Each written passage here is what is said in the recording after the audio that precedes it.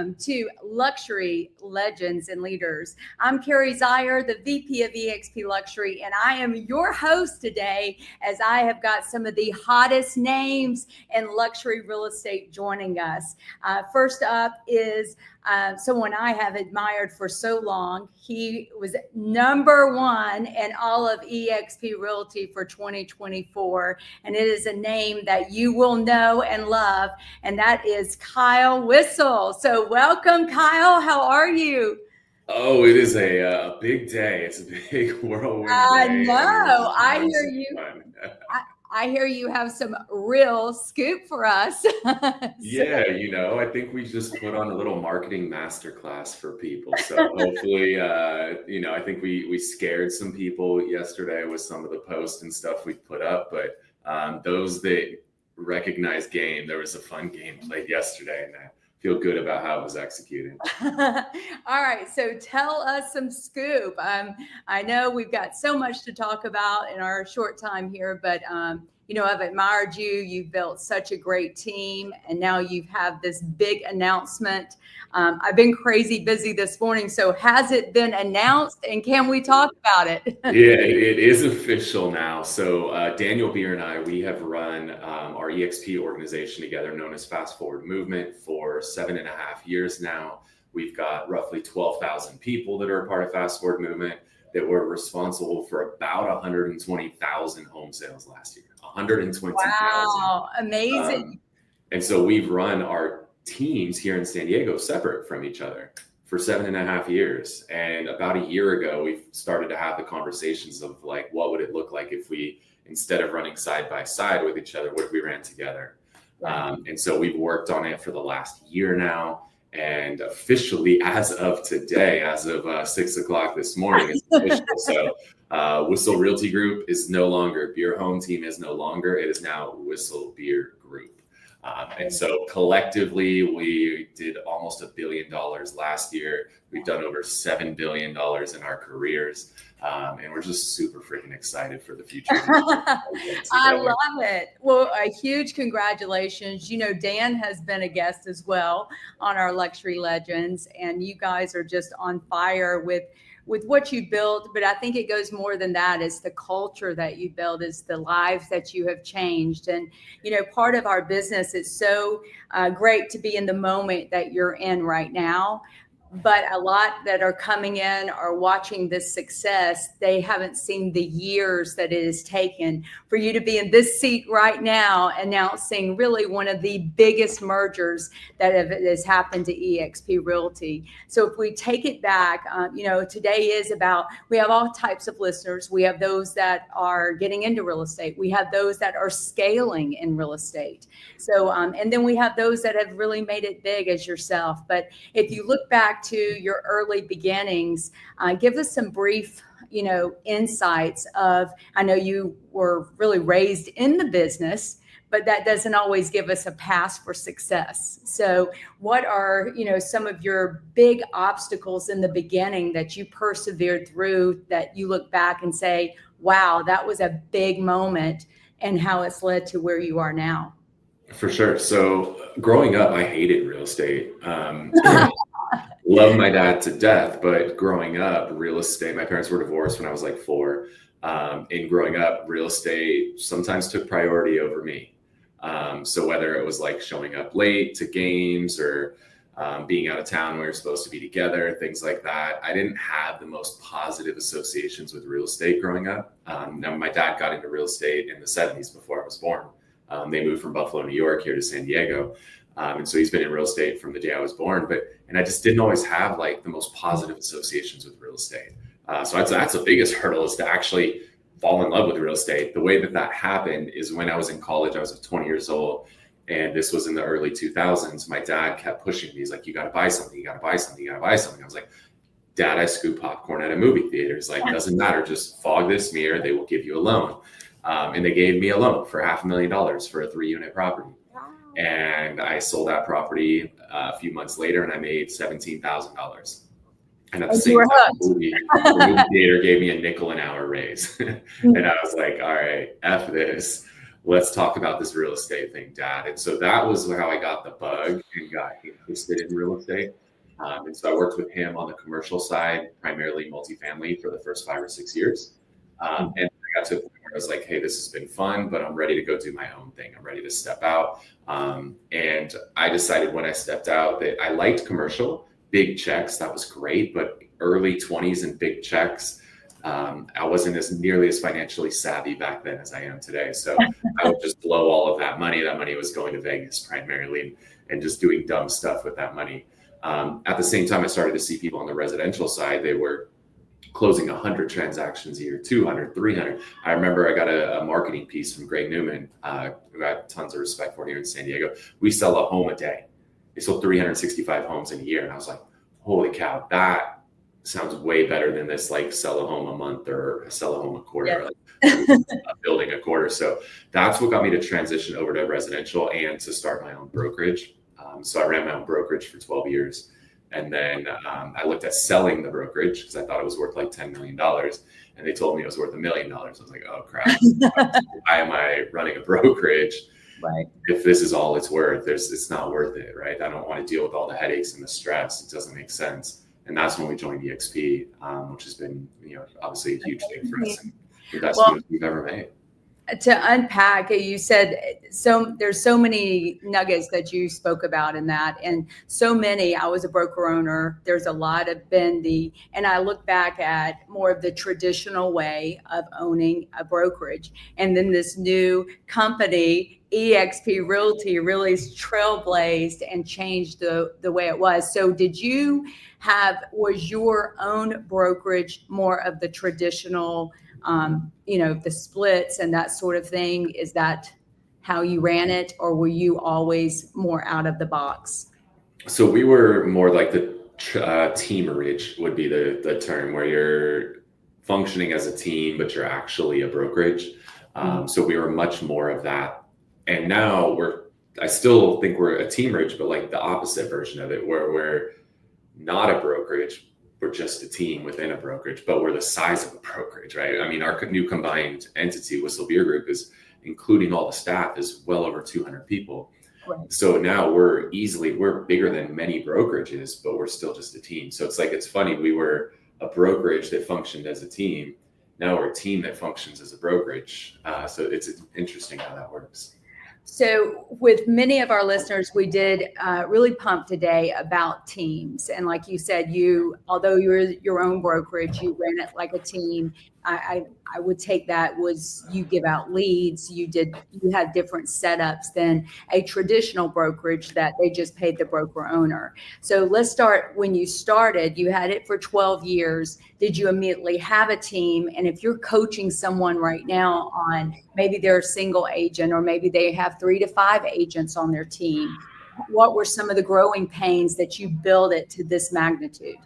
For sure. I would argue that everybody has a team day one.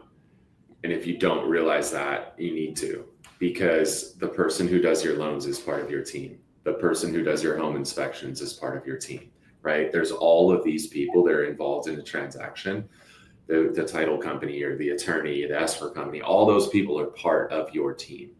And so I would say that every person has a team. The day they start, they have a team. And some people don't realize that. And they just use whatever random vendor. And that's actually a mistake, right? Day one, you should establish who are my vendors? Because if you use the wrong lender and that lender screws the loan up, you know who looks bad? You, because you're the one that sent them to that lender, right? Or your inspector, misses stuff, or maybe they talk too much, because there's those types of inspectors too that say things they shouldn't.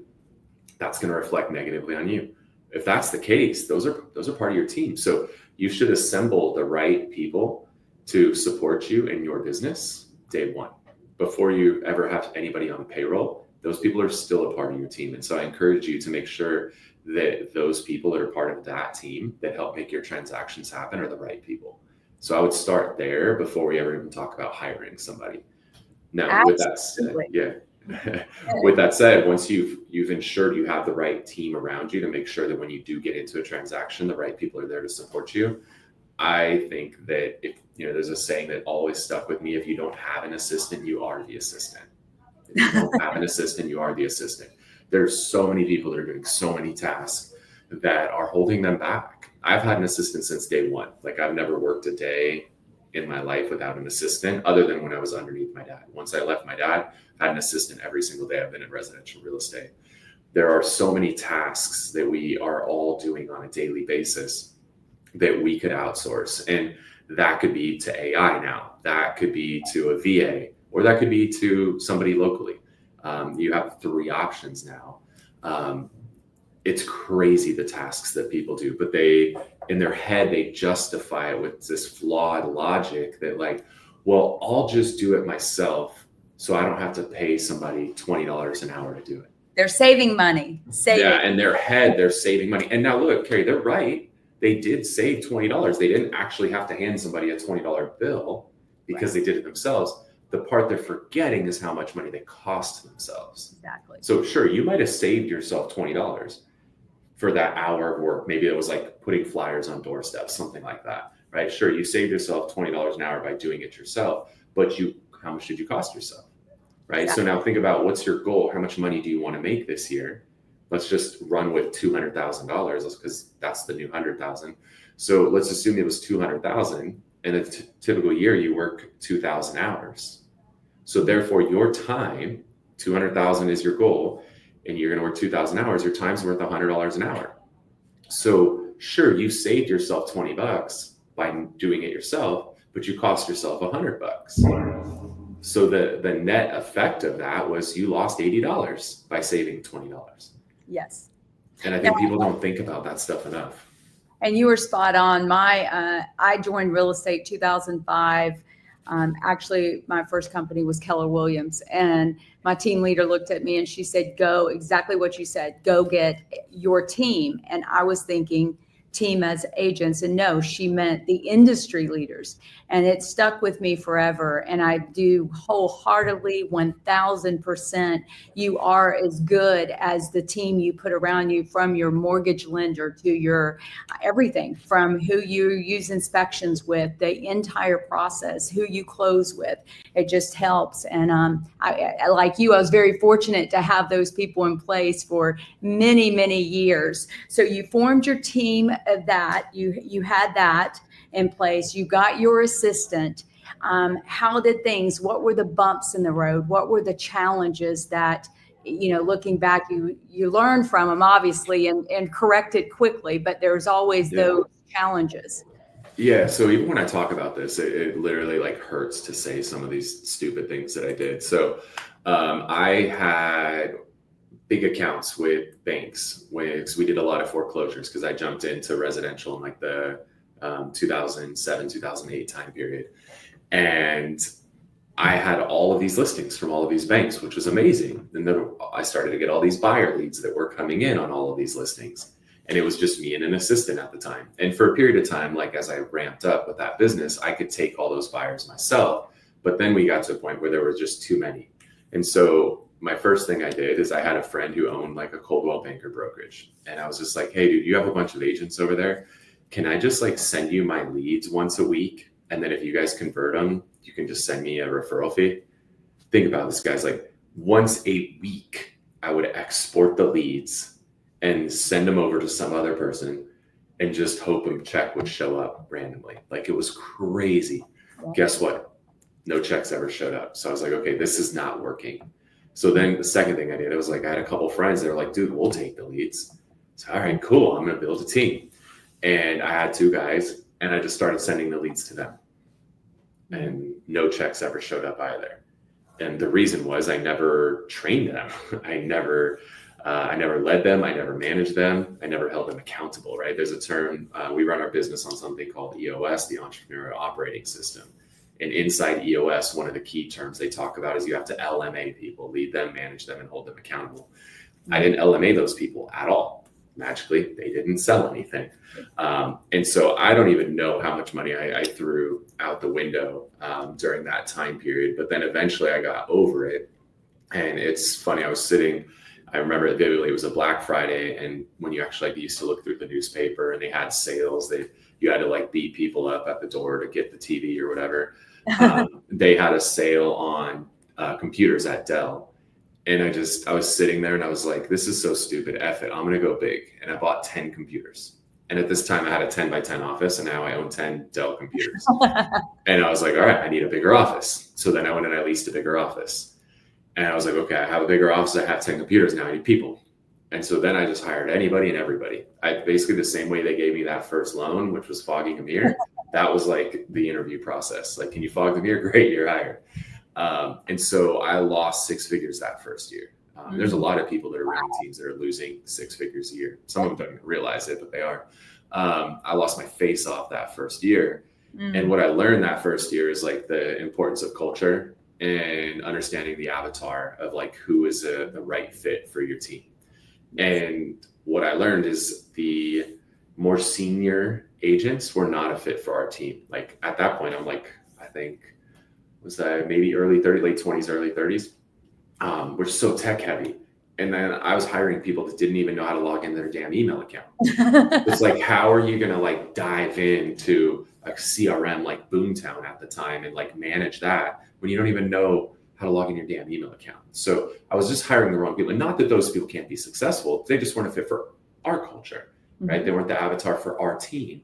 There's plenty of teams with my biggest competitor in one of my markets, like guy still has a pager. Guy still uses carbon copy contracts, right? He's fine. He actually does extremely well. So it's not that somebody that's more senior can't be successful. They just weren't going to be successful in our world. Right. And so once I really understood, like, what is our culture? What's the right avatar that's going to be a fit? We went from 82 transactions to 242 transactions in a single year. So that was a huge learning lesson as well. So there's a bunch of them mixed in there. Yes.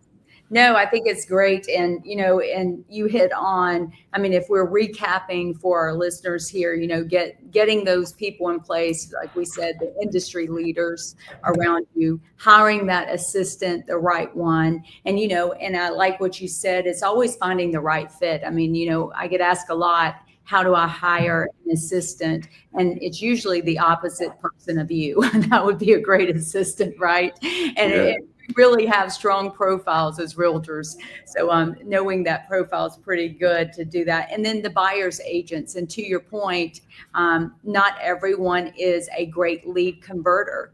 I've seen some of the top agents out there, but you can give them a lead, and for some reason, like you said, there's no check return on that. So this is amazing advice. So let me hit on that real quick too. That's a mistake to hire buyer's agents first.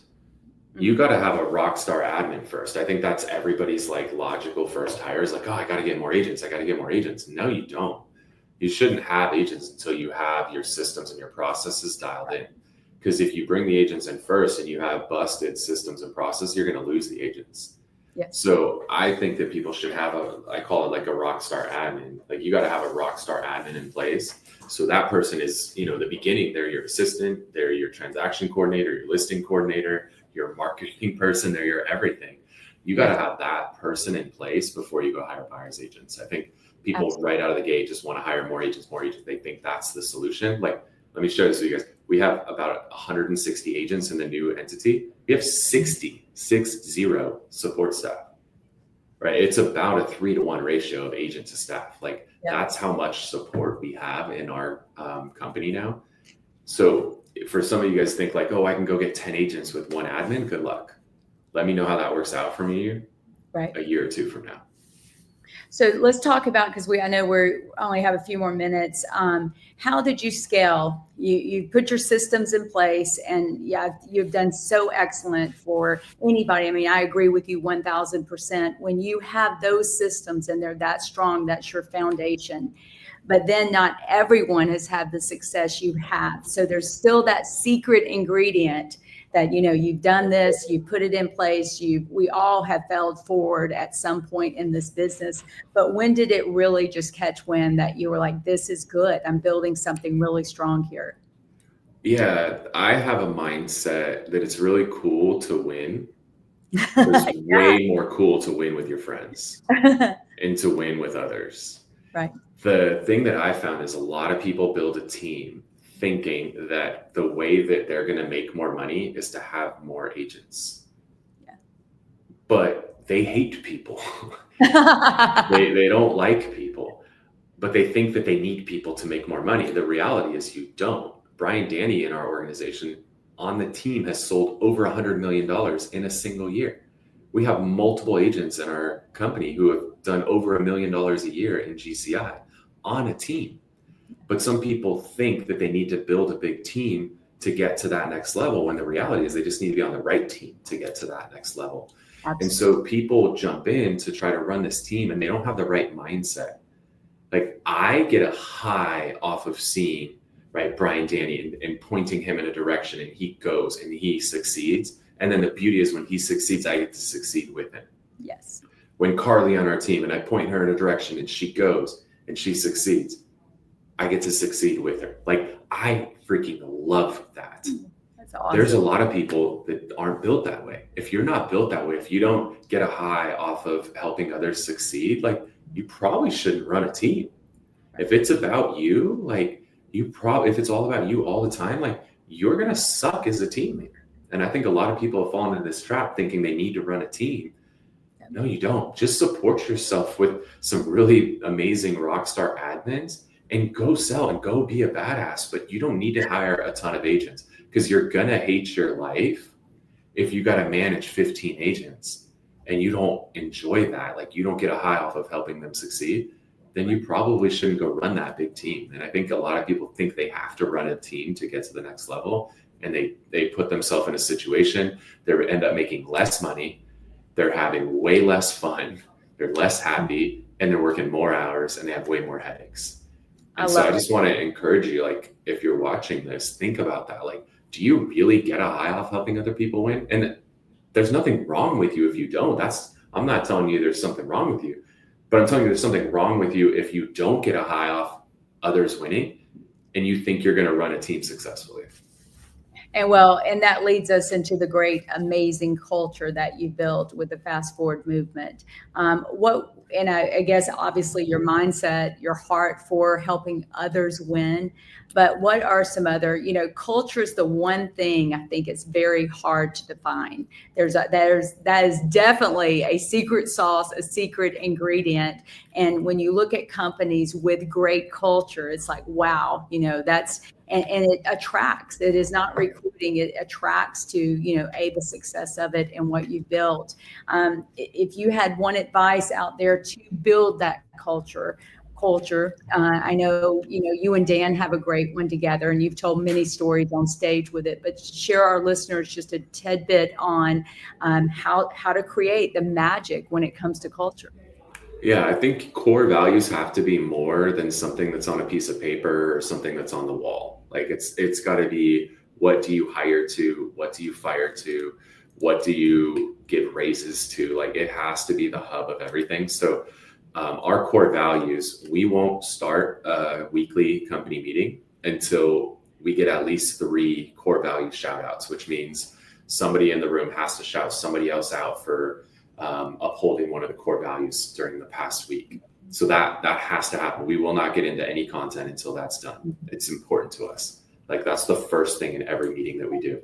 We have a channel in our Slack for core value shout outs, and that thing's lit up all the time.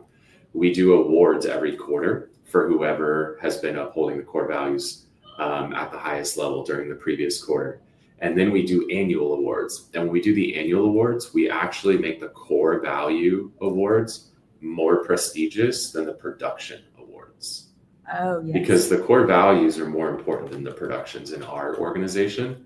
So we actually make a far bigger deal about the people, and those awards are voted on by the agents. And so the agents vote who, and not only who, but why, and they say a little something about each person. And so when we give out those core value awards, which are the final awards we give out at our meeting, we actually share a couple of the quotes from the people who voted for them. And it's pretty cool to hear, like, right, Carly got the Grow or Die award because boom, boom, boom, boom, boom, right? Adrian got the With Positivity award because boom, boom, boom. And it's so cool to watch. Yeah. And so when you can truly make those core values a part of what you do, it changes everything. And when you actually fire, like, the best thing, when you fire a top producer because they break one of your core values, like, you want to make a statement of how important your core values are, fire a top producer that breaks them, and the company's like, oh, they're not messing around. Yes, I Super love important. that. You're absolutely correct. Oh, I could not agree with anything more. Everything you're saying is so spot on. Okay, Kyle, next year, this time, what are you going to be bringing us? 1 year from now, what's it going to look like for the Whistle Beer team? So a year from now, we should probably be about 500 agents. Wow. Doing multiple billions of dollars in production a year from now.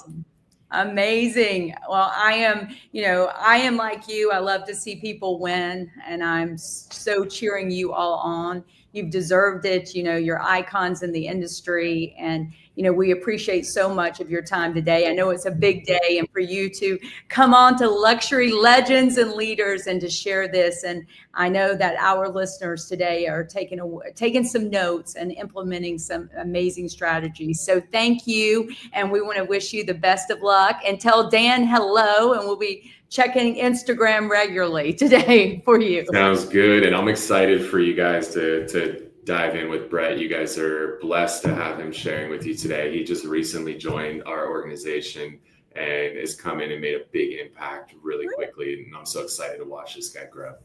All right. Thank you, Kyle. All right. So we are here at the Luxury Legends and Leaders. Now, we are streaming in studio, so we want to hear your feedback, though. We have Jeremy on standby, and he keeps updating us with great questions and the feedback. So let's keep it going. How great was Kyle Whistle? Oh, my goodness. I loved it. We could have talked another hour, which was we only did 30 minutes. So next up is Brett Sobrowski. Brett and I met actually, I think last month at the Inman. He had just joined eXp Realty. And of course, I was so excited.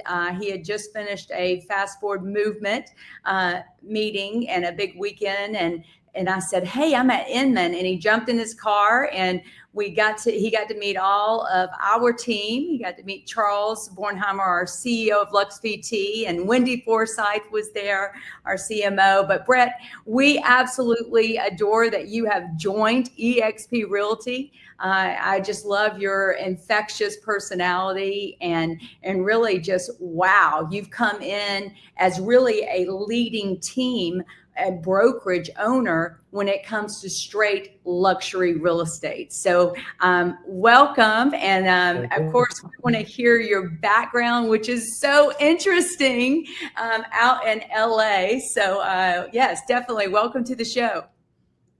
Thank you. And I'm doing the call from my car only because my office is so busy right now. So I came out to my car because this is my we have an office in Manhattan Beach, but it's an open office concept. So everyone's in there working, and I first I said, everybody just get off the phone. I was like, I can't do that. So I'm in my car. So thank you for having me. Great meeting you a month ago. Let me just start by saying, there's an old saying, never meet your heroes.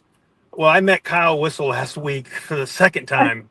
That Kyle is, and what he's doing, you'll meet very few people who are so successful, but so humble and understate what they do. So I've been doing this 25 years, and I have a luxury brokerage. I have my own team. And so I met Kyle through the Fast Forward movement. I met him at the retreat. I took a bunch of notes, by the way, from his talk. And I said, Kyle, I said, you don't really know me. I said, but I'm going to be forming my own mega team again, because my passion is leading, coaching, mentoring, building, selling real estate. And I said, would it be okay, if I just kind of asked you some questions? And he says, why don't you just bring your team down to San Diego and spend a couple of days with us, and we'll just open our playbook and show you everything. I mean, we went down last week. We were there for 3 days. Unbelievable. Literally, any person we wanted to talk to, here you go. Show them everything. Here's all of our systems. Here's all of our training. Here are our new agents. Here are the people that run the marketing. I mean, who does that, by the way? And that is, I just want to, that is the culture of EXP and the collaboration. And I want to say one publicly thank you to Kyle for all that. My team was just so amazed. So I wanted to start with that because I felt remiss if I didn't at least say that. He just runs an insane business that I learned so much. So I got that out of the way, but I wanted to make sure I did give Kyle the proper shout out. Well, no, he is known for that. And to your point, not many team leaders or broker owners at that level do that. And but that's a testimony to why he's number one. You know, many coaches out there say, open up your playbook, because not everybody, even when you open it, are going to do everything anyway. It's implementation, right? Yep. It's all about it. All right. So Yep. let's talk about you, Brett. How did you Yes. get, I love the story. How did you get into real estate? Well, all right. If we're gonna have a real conversation, Way back. it was 20, Yes. 25 years ago, maybe 1999. I want to say it was definitely pre-2000, and I'd moved to California. I got my degrees in nutrition and exercise physiology from Virginia Tech, and I had worked for a company that managed health clubs. And I remember I was managing this health club in Palos Verdes, California, where actually I live now.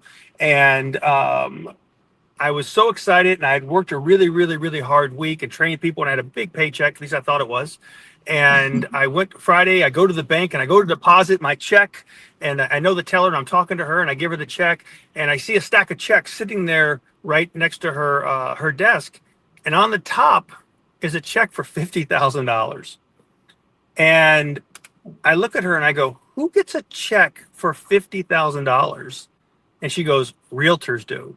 And that was my aha moment. I said, well, I'm going to change my profession. That was and keep in mind, $50,000 in 1999. So a much different. It's a lot of money now. It's got to be. It's a lot of money now, but that's honestly how it all started. And then I had a friend in San Diego who ran a mortgage company, and I thought, oh, maybe I'll do mortgages. And I had some clients that did real estate, and so the universe brought me into the right direction. Even though I tried to mess it up a couple times, it kept guiding me. And I went to work for an amazing company called Shorewood Realtors in Manhattan Beach, California. They were they had 400 agents, which for an independent brokerage back then, even now, that was a big deal because there weren't that many back then. And they were one of the top in the country, and just amazing training. And I worked there for 5 years. And then I had my Jerry Maguire moment. And I walked into, because I was having some challenges, and I walked out unemployed. And I said, what am I going to do? And I said, I have one kid, one on the way. And I go, what did I just do? And I said, I'm going to start my own brokerage. That's what I'm going to do. And that's how it started. That's literally how it started. There's an old saying, they said it couldn't be done, but the damn fool didn't know better. So he did it anyway. So that's how I built my real estate business and my company. Well, your Jerry Maguire moment had to be, though, leaving the bank, knowing you're going to go into real estate and show me the money. But as you know, it's a long road after that. Yeah. It is. It is. I will tell you this. Nobody is successful on their own, and you need people around you. Everybody does.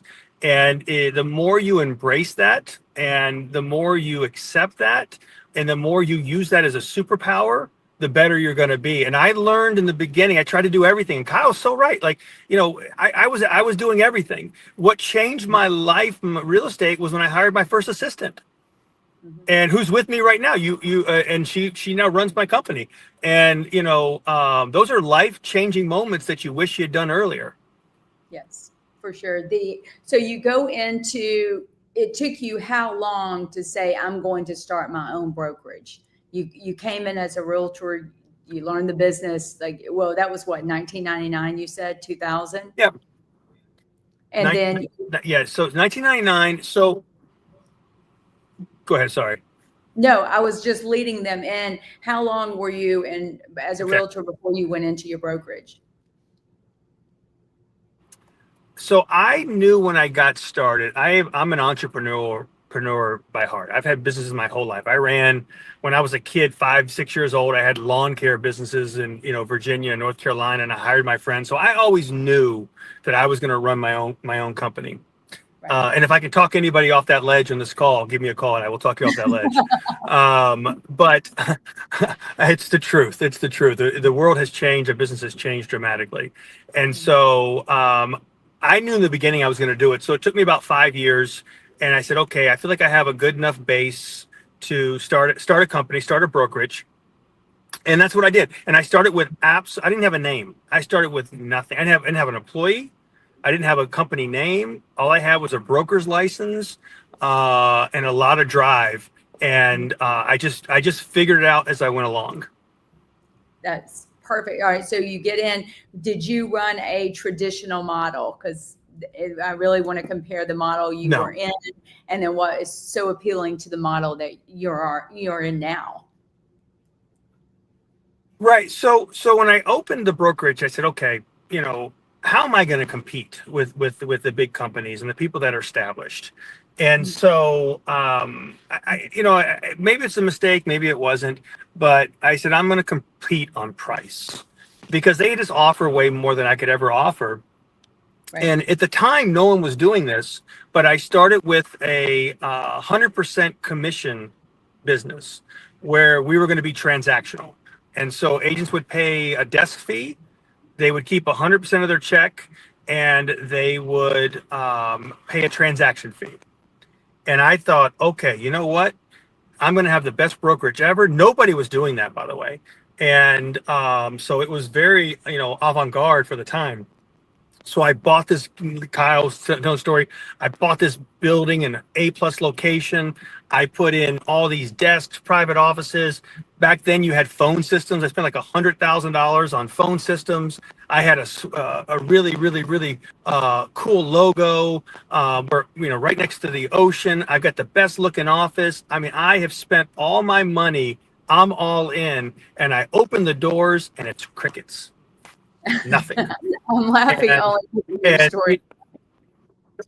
The old "if you build it, they will come." Well, no one came to the company. And by the way, that was 2007 when I did this. Wow. And then 2008, 2009 hit. And so dark days for sure. And we just struggled. I learned that agents really, for the most part, price isn't their number one concern when it comes to working for a brokerage. It really isn't. And I thought, well, if you had the cheapest price, they'll all come work there. And when I left my company, everyone's like, oh yeah, we'll come work for you. And no one ever did. And so you had to learn, you had to adapt to what people want. And people really want to work for a company that has people they know, people they like, people they collaborate with, that offers value and provides them a way. And price is very low on that list. And it took me a long time before I realized that. Our company went up to 110, 120 agents, well over $1 billion a year in sales. So we built it up. But it really wasn't a model that could be sustained anymore. So definitely, if you lived through those times of 7, 8, 9, they were a tough market. And then, of course, we all came out of that. The survivors did, into 12, 13, 14 and off. So when did it sounds like you adapted, you put better systems in place. And then what were some of those keys? I know when Kyle was here, he went through his steps of his systems. Was there any key thing that you did? Obviously, you stayed with it. You turned out of that downturn of the market.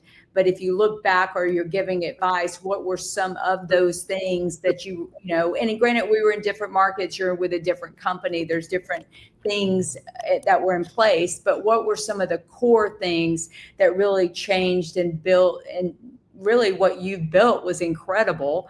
I know you've changed out of that and changed broker or brands, but you're still Brett. You still made it to the top. How did you do that? What was some of the secret breakthroughs?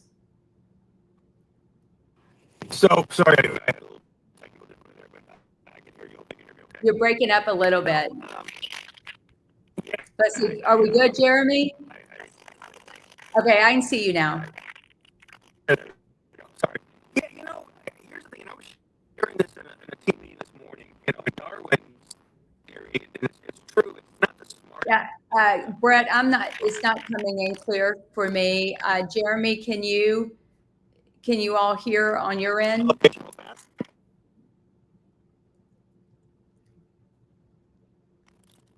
Give me 1 second here. Okay. We're making it work in our technology world. I know. Can you hear me okay? No. So I was sitting in my car.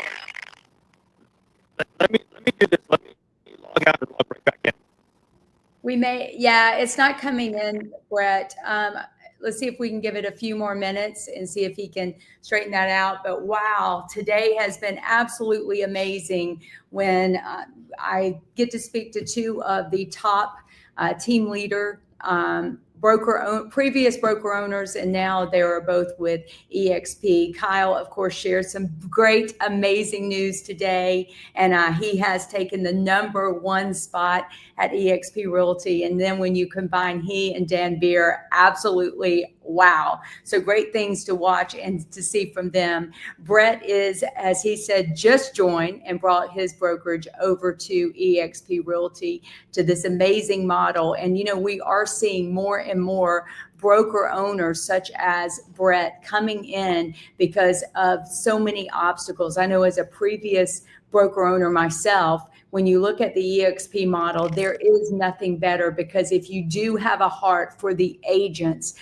all agents can grow here, not just the team leader or not just the broker owner. So we have absolutely loved seeing the success of these team leaders and broker owners coming on. So thank you all for tuning in. Brett, do we have you back? I'm here. Sorry. I tried to move around to a different location to find something that was clear. Does this help at all? It's perfect. Yes. If you guys want to see, by the way, this is downtown Manhattan Beach. So the ocean's about 100 yards that way. Don't make me jealous, okay? I love Nashville, Tennessee, but I'm landlocked. No water around me. I'm from Virginia, so I wasn't landlocked, but I was right there with you. And sorry, I don't know what happened to the phone. My phone got a little wonky there. But I will tell you, to a couple of Kyle's points, and I was running a brokerage. I was still running a team. It's still the same concept, but one of the things that we couldn't do is we couldn't keep up.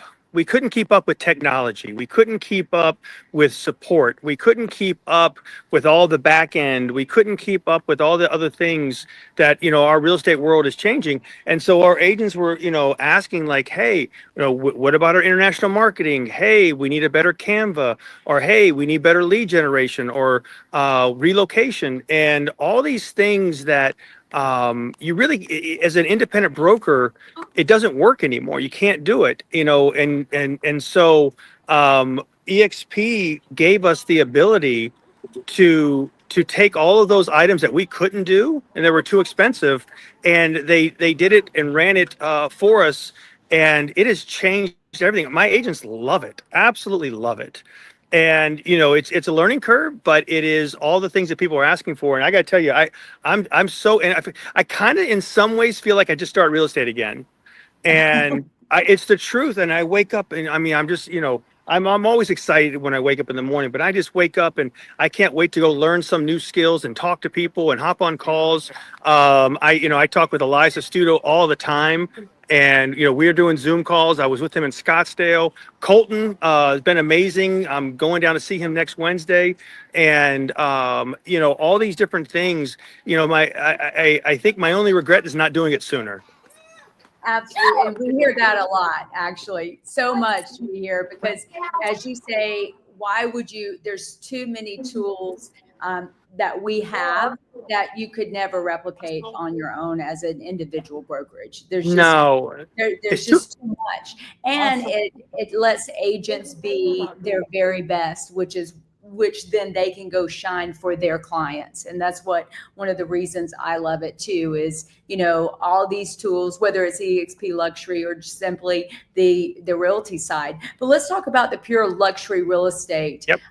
Obviously you're in a great area of luxury real estate, very high prices compared to the rest of the nation. Have you always, was it just, you think it's where you're located outside of LA, Manhattan Beach? Did you go straight for the luxury market? Did you evolve into it? Yeah, so I think a misconception is people think, oh, I want to just get into luxury. It doesn't work that way. So, I mean, maybe for some people it does, but for me it didn't. And I started off, I hustle. So I went anywhere I could find a deal. And I went all over LA, places I would never work now, but because I would go anywhere. And because if LA, it takes an hour to drive anywhere, right? And so I didn't care. And but what I did is I learned that I started off in the markets where people would be receptive to me, and because I wanted transactions. And people say, oh, well, these houses are 8 and 10 million, I have a big commission. Yeah, but if you don't sell them, there is no commission. So I'd rather go sell 10 $500,000 homes than try to get that one $5 million home. And so I started off doing that. And but what I did is I gravitated towards areas where people were like my age. You remember, this is 25 years ago, so I'm in my mid to late 20s. And as I sold them houses, they had life events, and they were, getting older and buying and moving up. And so you start to get into those markets with them, and you move with them, and then you need a little luck. And I had a couple of lucky breaks where friends referred me to people who, had big listings, and I met with the sellers, and I met all the buyers through that and sold it. But it took me a long time to get into that market. But I think I've been selling consistently high-end homes probably at least the last 15 years.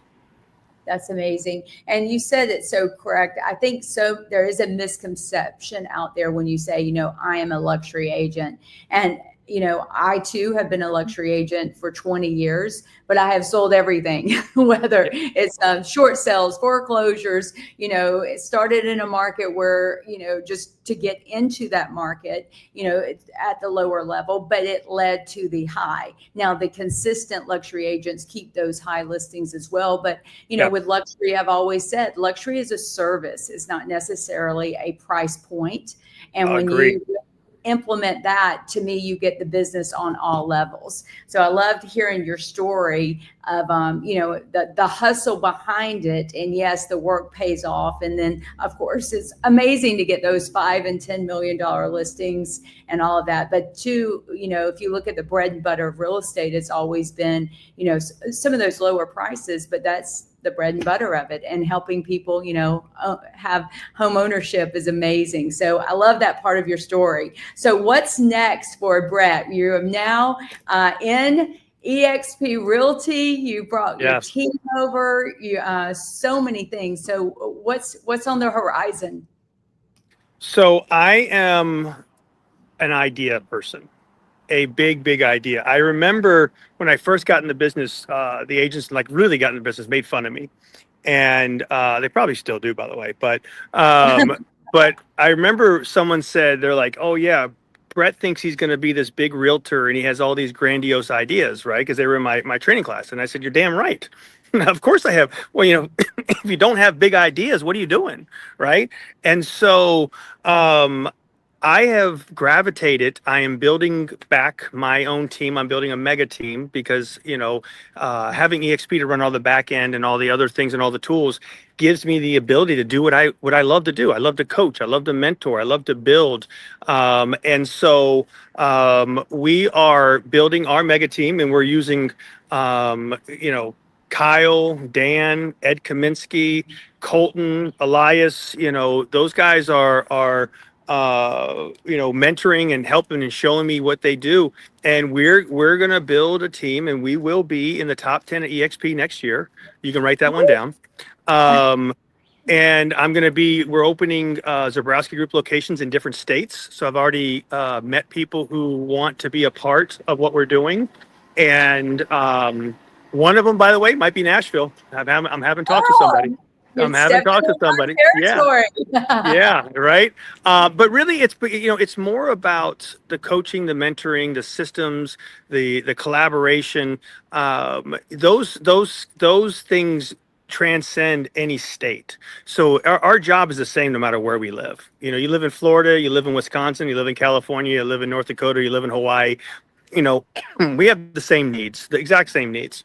And so that's my goal. We're going to probably have 5 or 6 different locations in different states. We're going to grow our market here into West LA and down Orange County, which are north and south of us. And but my goal is to make some noise in a very positive way, and to grow our mega team. And look, there's an old saying: if you want to be successful, find successful people and do what they do. And that's what I'm doing. I'm learning from them and growing.